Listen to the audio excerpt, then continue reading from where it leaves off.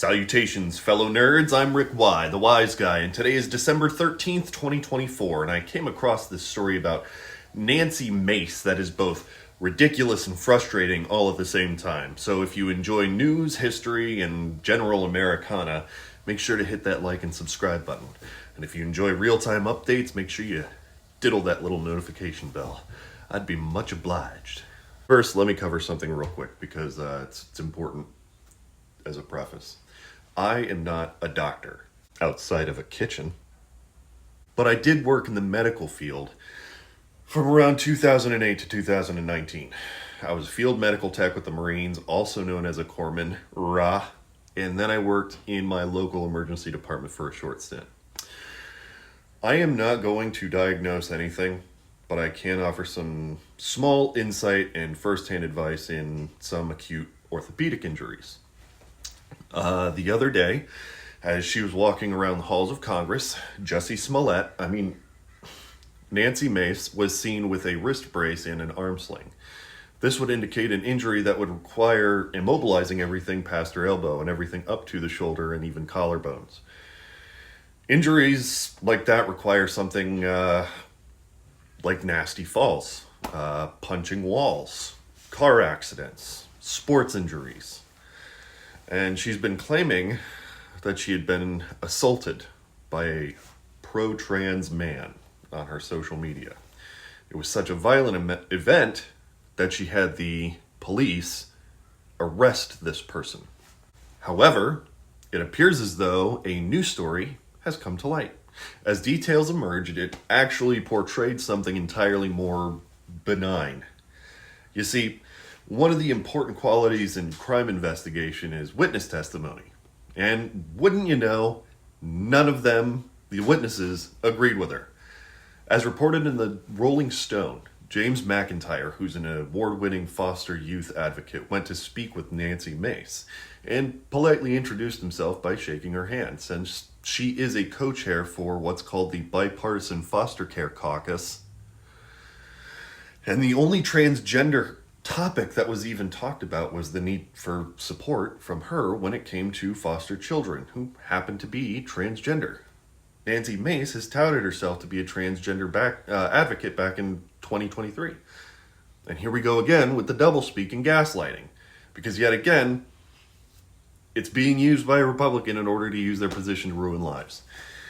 That was so that she could try and sell herself as one of those enlightened centrists, while she simultaneously followed her seemingly pro-trans remarks by detailing how she doesn't approve of gender-affirming care, while then following it up with examples of gender-affirming care that she approves of. So please understand, if nothing else from this, Nancy Mace is only pro-Nancy Mace. She has the attention-seeking habit of a neglected chihuahua, and she will bend over backward to be in the national spotlight. She is not serious about her job or the people that she represents. But as was mentioned to the Capitol Police in this limb-shattering period of basic human interaction by a witness, there was nothing out of the ordinary about this handshake. Quote, "From what I saw, it was a normal handshake and interaction that I would expect any legislator to expect from anyone as a constituent." End quote. Two more witnesses corroborated this description. She responded by saying, "With an ongoing investigation, we are limited in what we can share. However, this incident underscores the alarming lengths to which the left will go to silence women and dare to stand up against trans takeover." Holy shit. Where do I even start? She fabricated an assault to highlight a wedge issue to manipulate and scare her constituents. To her voters in South Carolina, I don't understand how the hell you can keep supporting this person. She's insulted your intellect time and again. She's manipulated your worldview, and she's whoever you need her to be as long as it'll get her your vote or your money. Her passion is being in front of a camera and having people shower her with clout. Tell me how this is in any way helping anyone in South Carolina. She should be on Fox News, not the halls of Congress. Second, the alarming lengths to which the left will silence women Are you joking my ass? First of all, I would love for Nancy Mace to try and name one true leftist in government, because I don't know of any. The term is being co-opted to attack people who disagree with conservatives. There are liberals and there are progressives, but leftists? Lady, read up on your marks. None of that is going on. If anything, people are bitching because they can't own property. People can't afford a house, and that is the driving political issue on both sides. If you think that there's some kind of leftist swing here, check on your anti-communist Republican homies who all want to live off the grid on a property with all their family and friends away from the government, where they can grow their own food and live off the land. Here's a hint. If you didn't catch the irony in that, you need to subscribe to my channel, because that's called a commune. Third, and quite possibly the most important point that I wanted to make about all of this. This is fear-mongering.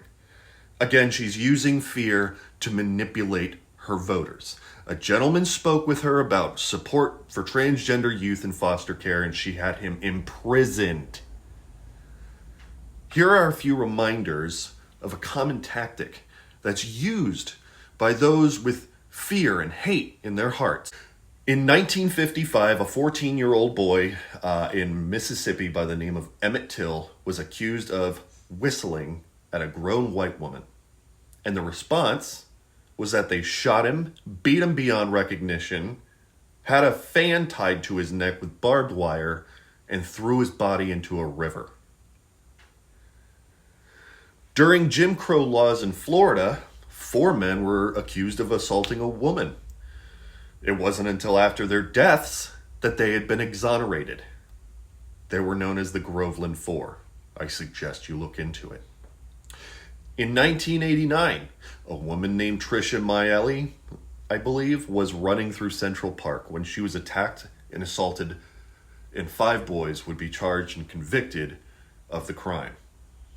The police obtained fake confessions after having grilled the 14 and 15-year-old boys for 7 hours. Over 10 years later, a man by the name of Matthias Reyes confessed, and it was confirmed by DNA evidence. Of note, the incoming president, Donald Trump, who had been racist by placing labels, the letter C, on potential residents to his property so as to deny them housing based on the color of their skin, took out a full-page ad of the Daily News calling for them to be executed. Reminder, these were teenage boys. One consistently used method of trying to dehumanize a group of people is by creating a false sense of fear around their communities. When you convince yourself and your followers to act out on your behalf, you can blame them. Nancy Mace is doing this exact thing with the transgender community. But what's worse is she's trying to desperately earn their trust by calling herself an advocate. She isn't. She just sponsored a bill to keep the first transgender congressional leader from using a restroom. I wonder if there are any other example of white women trying to make sure that minorities didn't use bathrooms or water fountains.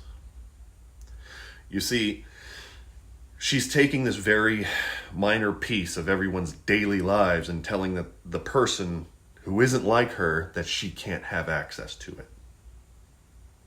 And if you have 2 bathrooms for specific genders in your own home, fine, you can have your own opinion on this.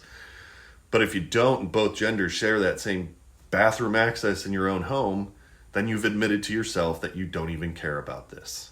It's called a wedge issue. And now, before the next term even begins in Congress, she's setting the stage to be the biggest public victim of transgender community while trying to be a public advocate. And she's trying to use her role as a woman and as a position of power to try and justify it. It's all but inevitable. Nancy Mace is talented in playing her hand way too fast and showing the world just what her focus will be. In the coming months, she and her cohorts will lead coalitions to try and dehumanize our fellow Americans, to keep you from watching what it is they're really doing behind the scenes. Luckily enough for you, I won't let that happen. So hang in there with me, and we'll keep this wannabe it girl narcissist and her manipulating cronies honest, so we can all stay informed, stay engaged, and stay decent. Till next time, Internet fam. Peace.